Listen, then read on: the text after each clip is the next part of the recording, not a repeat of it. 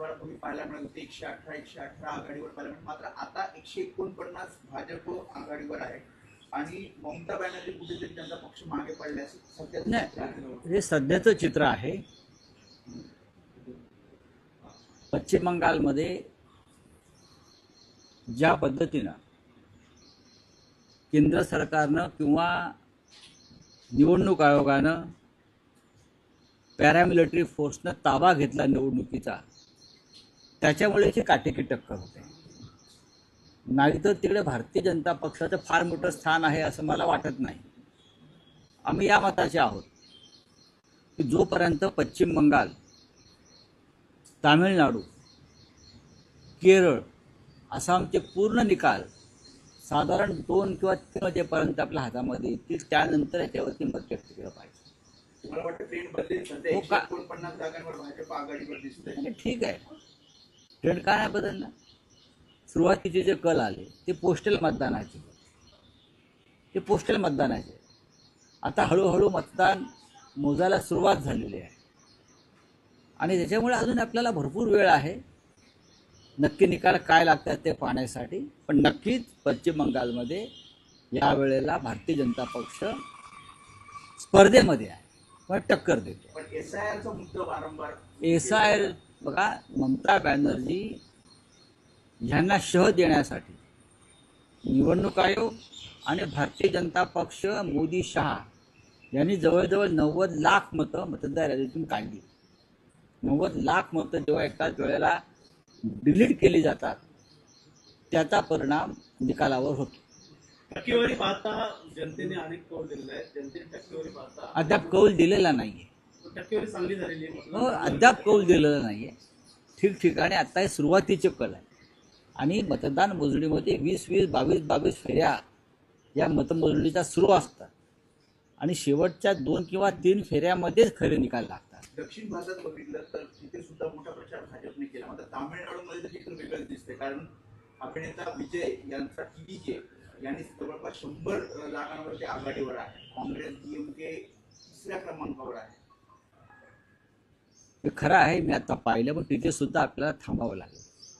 या क्षणी जे कल येत आहेत ते कल आहे. मी म्हटलं ना, 20-20, 22-22, 25-25 मतमोजणीच्या फेऱ्या चालतात आणि त्यानंतर निकाल लागतात. तुम्ही पहिल्या दुसऱ्या फेरीमध्ये निकाल नाही सांगू शकत. पंतप्रधान मोदी असतील, अमित शहा असतील, नाही, ते त्यांना दुसरं काम काय आहे? निवडणुकीत तळ ठोकणं हे त्यांचं काम आहे. देशामध्ये किंवा महाराष्ट्रामध्ये मुलींवर अत्याचार होत आहेत, भ्रष्टाचार होत आहेत, महागाई वाढली आहे, नोकऱ्या नाहीत, त्या संदर्भात ते तळ ठोकून कोणी काम करत नाही. पण निवडणुका एखाद्या राज्यामध्ये आल्या की संपूर्ण सरकार मोदी शहांचं हे तळ ठोकूनच बसतं. तसे ते बसले.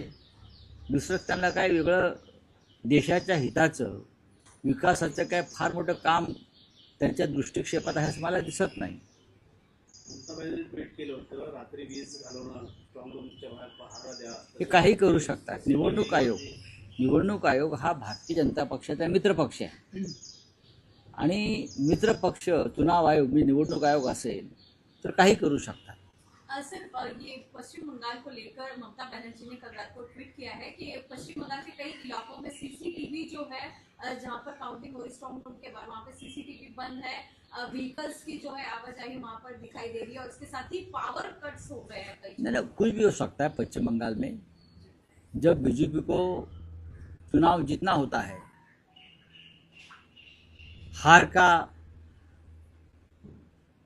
उनको जो हार का सामना करना पड़ता है और जीतने की कोशिश करते हैं वो लोग, तो ये सब हाथखंडे अपनाते हैं.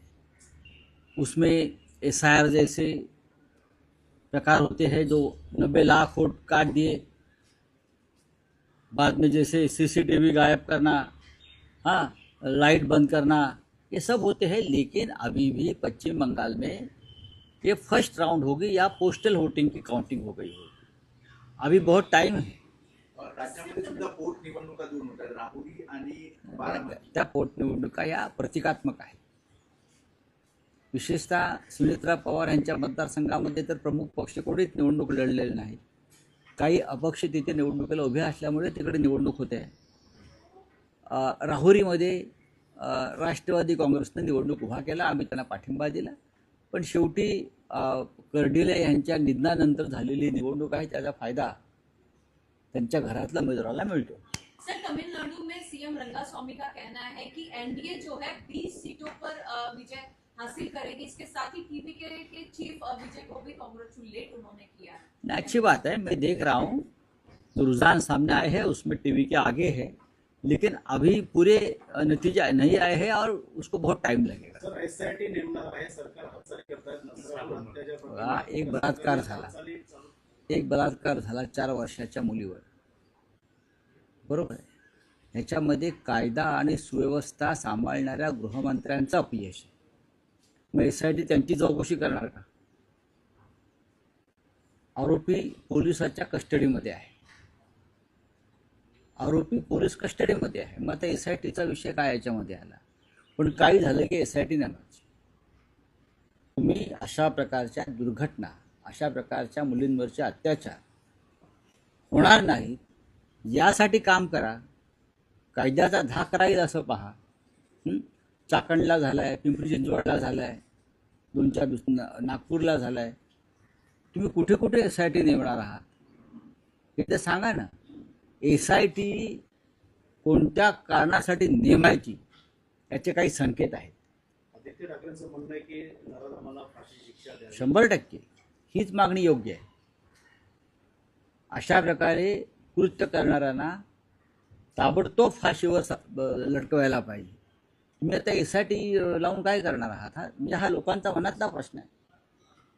ती जी पीडित मुलगी आहे, तिच्या वडिलांचा जो आक्रोश आहे, त्यांनी काय सांगितलं की त्या नराधमाला फासावर लटकवा आणि मग माझं सांत्वन करायला या.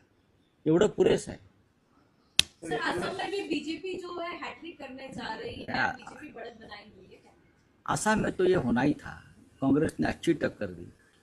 जहाँ जहाँ डिलिमिटेशन हो गया है उनकी मर्जी के मुताबिक और एसआईआर हो गया है, वहाँ बीजेपी को जीत मिल रही है. सर, बारामती बाई इलेक्शंस में क्या कहना चाहेंगे? DCM उधर सुमित्रा नहीं, महाजन- वहाँ इलेक्शन कहाँ हो गया है? वहाँ इलेक्शन हुआ ही नहीं है. हम सभी ने मिलकर महाविकास आघाड़ी ने डिप्टी सीएम सुनेत्रा पवार को सपोर्ट किया था.